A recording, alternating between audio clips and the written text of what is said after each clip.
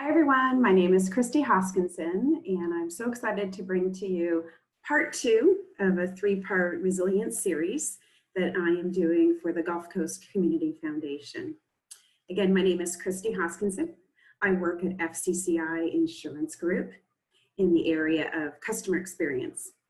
What we are talking though about today is all about your well-being. I come to you during a really stressful season in all of our lives, and that's during the COVID-19 season. I was so excited when the Gulf Coast Community Foundation asked if I wanted to do a series because I believe so strongly in resiliency. We all have resiliency muscles, if you will, and it's a matter of engaging them and really leveraging them so that we can be our best, not just during this COVID season, even beyond, anytime that we're faced with adversity, faced with stress and challenge. And so with that, we're going to go ahead and get started in the second part, as I said, of a 3-part series. I'm pulling now up on our screen the overall concepts of what we're talking about. We started with adapting, and I shared with you a particular tool that's called the neutral tool. It's a technique to help us be a little bit more adaptable during a season of stress and challenge. And today we're actually going to talk about how to reset, how to refocus, how to reset the scene, if you will, how to shift our perspective. One of the things that we addressed in the first session, and we really began to understand how emotions drive our physiology. In this example, the HeartMath Institute provides for us an experiment, really, a gentleman that wore a Holter monitor for a few days. And he was asked to journal everything he could possibly remember that happened over the course of a few days. In this example, you can see he had an argument with his wife. She said something that got under his skin, and it drove his heart rate up really high. And even when the argument ended, you can see that his heart rate never really returns to baseline. He never fully recovers and gets back to baseline, even after the argument ends. And so what we understood is that emotions drive physiology. He may have still been frustrated. He may have been replaying the argument. He may have felt still strongly about his points or his viewpoint. And so what we want to try to do is stop the physiological stress from playing out in our body. And that's a big part of energy management. If we go throughout our day staying higher than baseline, than our normal resting rate, that is very draining on our body. So we hope to put a stop to that and be able to get back to baseline. Last time we also talked about heart rhythms. One thing that the HeartMath Institute measures is heart rate variability. While I won't get into the science of that right now, look at the difference. When we're experiencing depleting emotions, feeling frustrated, upset, sad, lonely, not valued, disappointed, those heart rhythms carry a very different pattern than when we're experiencing renewing emotions. What we call appreciation, love, joyful, feeling cared for, feeling valued, excited, happy, very different heart rhythms. And so we talked about, well, what do I do then? If I'm over on the left side, feeling depleting emotions, how do I get myself over to a place intuitively I know is a better place for me to be in that renewing, regenerative state? So enter in the neutral tool. Last week, we went through an exercise where I just took you through focusing on the attention, or all of your attention on the area of the heart. And that was it. It was just drawing all of your thoughts away from all of the busyness in your brain and just saying, let's just focus on the area of your heart. It helps stop the noise. And then the second step is we allowed our breath, our breathing to slow down, breathing a little bit deeper and a little bit slower than usual. Imagining the air coming in and out of that area of your heart. That's the neutral tool. It's a building block for all techniques that the HeartMath Institute came up with. And so the benefits of the neutral tool, it's nice that we can apply this technique on the go. It's on demand, it's always accessible. We can always access our breath. And all ages can learn it too. That's what I love about it. You can teach your kids if you want to help ground them in the moment where they're worked up and they're frustrated, just like adults, right? Just take a moment to direct all your thoughts to the area of your heart and allowing your breathing to get a little slower and a little deeper than usual. And within a couple breaths, it's amazing how you can move yourself over from those depleting emotions, at least to kind of get what I call the neutral zone. It may not take you all the way over into a regenerative place, but it helps you at least de-escalate from that emotion. And as you can see, these are some of the benefits we went over. It's a refocusing tool. This is not a breathing technique, even though it's focused on breath. It's a refocusing tool. It also helps you with your perspective, right? It pulls you back out to kind of see the bigger scene here of what's going on. And it positions you well to be authentic. Sometimes we speak without that filter in place, and then 2 seconds later, we wished we could take it back.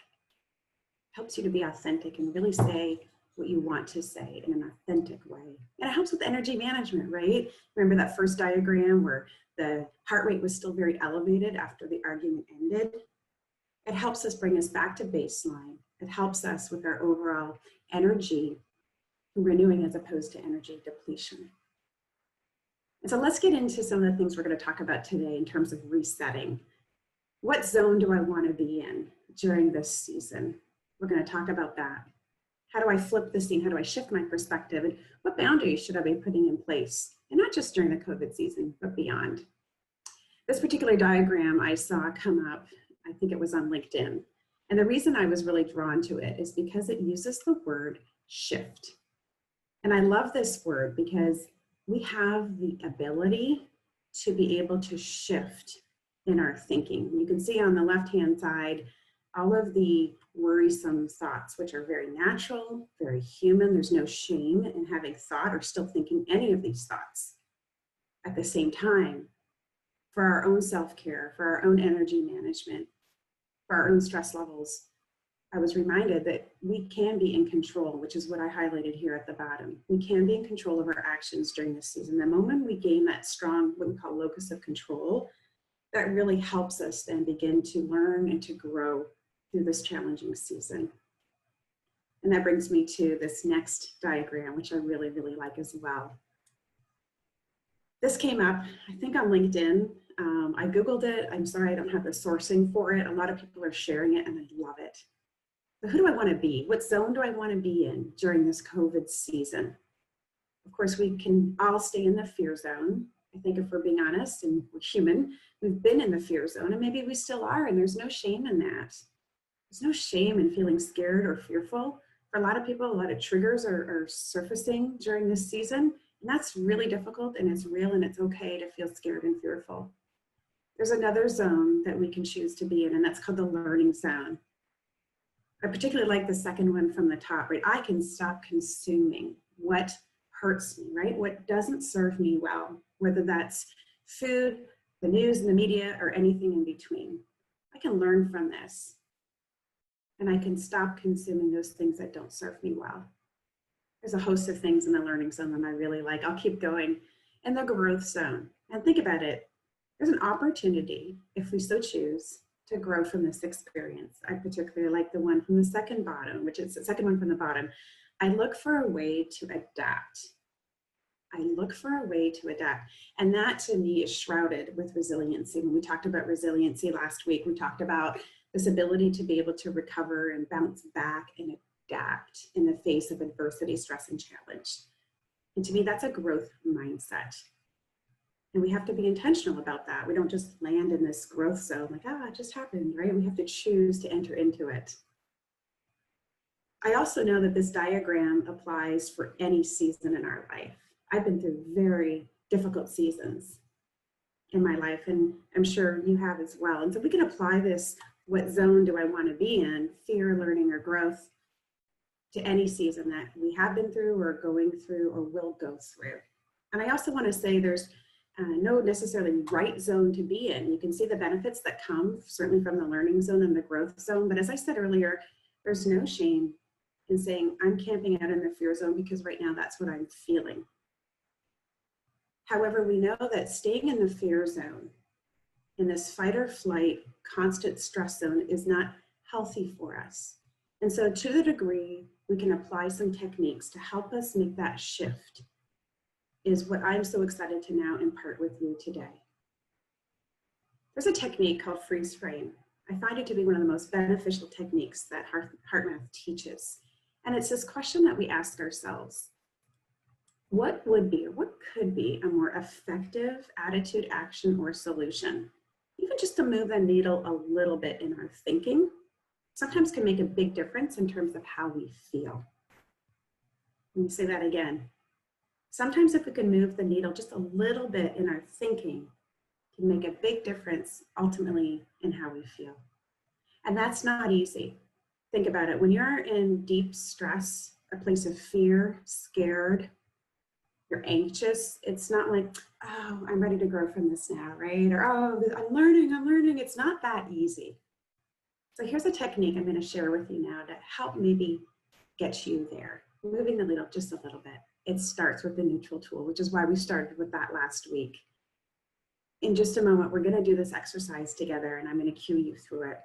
As a group watching, we're going to focus our attention, to the area of our heart. We're going to allow our breathing to get a little bit deeper and slower than usual. And then I'm going to cue you up with the next layer, if you will. In order to get coherent, we have to deliberately make an attempt, as we're doing this breathing, to experience a regenerative feeling, right? It might be for you thinking about someone that you care for, someone that you love, something or someone that you appreciate, something to regenerate a renewing emotion in that moment. That's what's going to help us make the switch. And then here's the catch, the final step, so we can reframe the scene. From this more objective place now, we're going to ask ourselves, what would be a more efficient or effective attitude, action, or solution? If I just started right now and said, okay, everyone, even though you're all stressed and you're all anxious and you're all worried and you're sad and you feel hurt, what would be a more effective or more efficient attitude? Chances are, what? I can't even get there. I'm so hurt, I'm so upset, I'm so scared right now, that couldn't even enter into my brain. That's why we need to get ourselves into a place of coherency first, so that frontal part of our cortex and our brain can open up, and we can even take that moment to ask ourselves that question.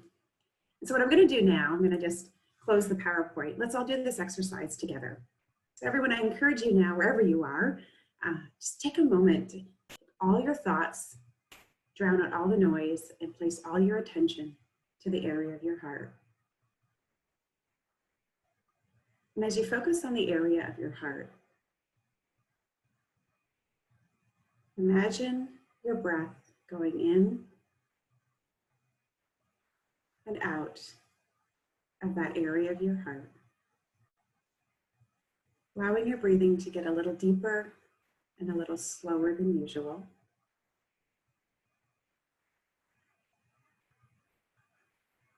And now I'd ask you to make a sincere attempt to generate a renewing emotion. And for you, that might be thinking about right now someone that you care about, something that you care about, that you appreciate.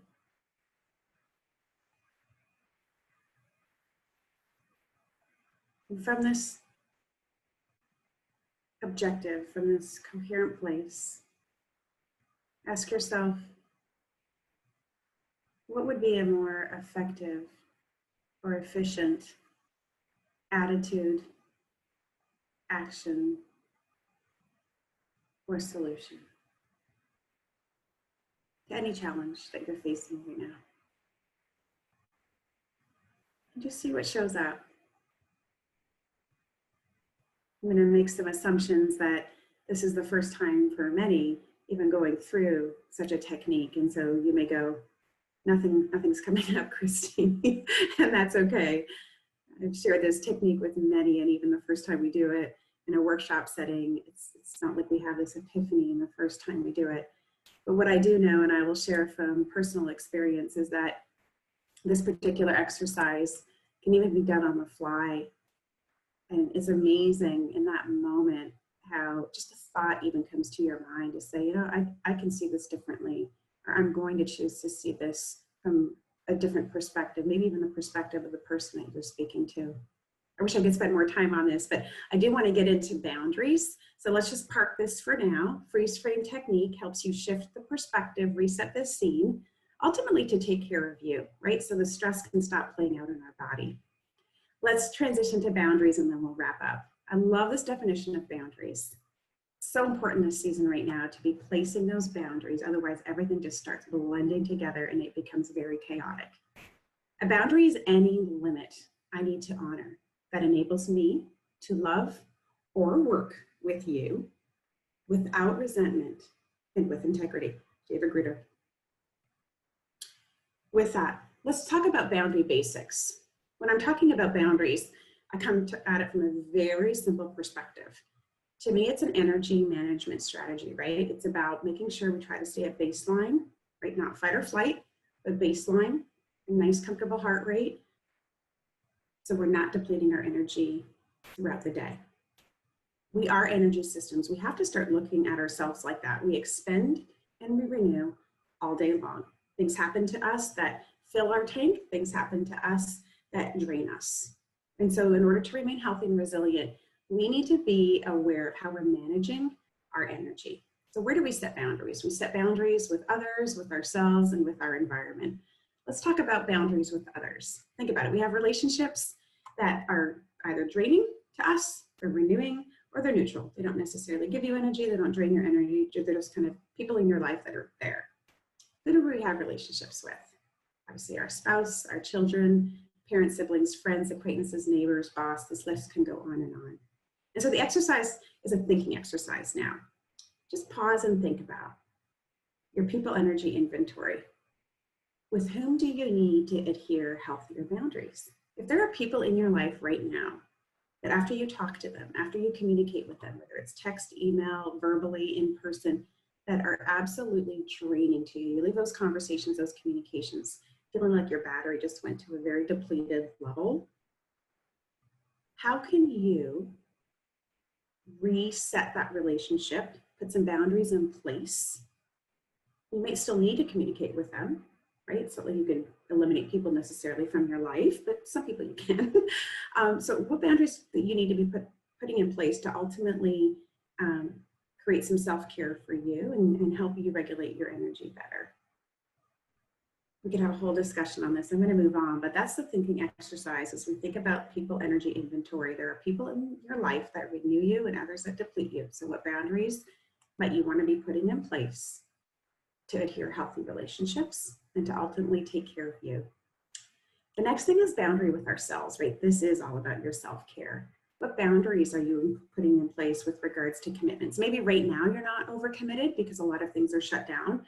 But when we go back to our new normal, what boundaries are we putting in place around our time, our sleep, our eating behaviors, our physical activity, and even our recreation and leisure and our finances?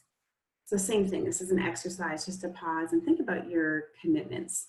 Am I engaging in activities and accepting responsibilities that renew me, or do they deplete me? When's the last time you thought about that? And from a commitment perspective, what can I release in order to bring some balance back into my life and make more time for those things that bring me joy? And I call that my commitment energy inventory, really taking a moment. And this is a perfect season to do that. As things ramp back up and you realize this is not really bringing joy into my life and it's disrupting my balance that I want to achieve each and every day, maybe it's a commitment that we can slowly, with responsibility, exit stage left from and say, I don't need to be a part of this. Ultimately for your own energy levels, right?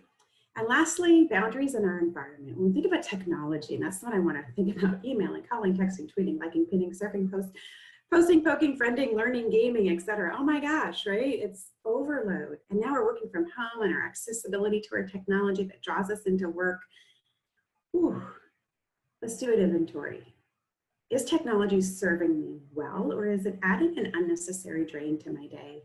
And so if it's adding a drain, right, what boundaries should I place around technology that will help me leverage it in a way that benefits me and adds value? And if it's not adding value, why am I participating in it? And so just all of these exercises about boundaries, thinking about others and ourselves and our environment, specifically technology, ultimately are boundaries to consider to be putting in place to help with our energy. This is a very draining season that we're in right now. And so those things that we can be intentional about, be very deliberate about, are ultimately going to serve us well. And to me, it is about putting your oxygen mask on first, each and every day, not just during the COVID season. And so with that, I'll just recap. Let's remember we have a choice to choose to be what zone we want to be in, the fear zone, the growth zone, the learn zone on any given day. We have the capability to shift our mindset and using the Freezeframe technique to help us. Once we get to a place of coherency, we can think objectively, what might I want to do to think about the situation that might be more effective from an attitude or action or solution perspective, the ball's in my court. And then finally, what boundaries might I want to be putting in place to ultimately help me with my energy so that I can be the person I know I want to be each and every day. It all comes with intentionality. And so with that, I'll leave you with this. I'm on Facebook, I'm on LinkedIn, you can see my information there. Always willing to chat. Please feel free to reach out to me. We're gonna do a series to close up this. I'm going to do a section called Be Well to close up this series. And it's gonna be focusing on specifically around our eating behaviors and our physical activity. So I look forward to seeing you then. Thank you for being with me today. Please reach out to me, Facebook or LinkedIn, Christy Hoskinson. Take care.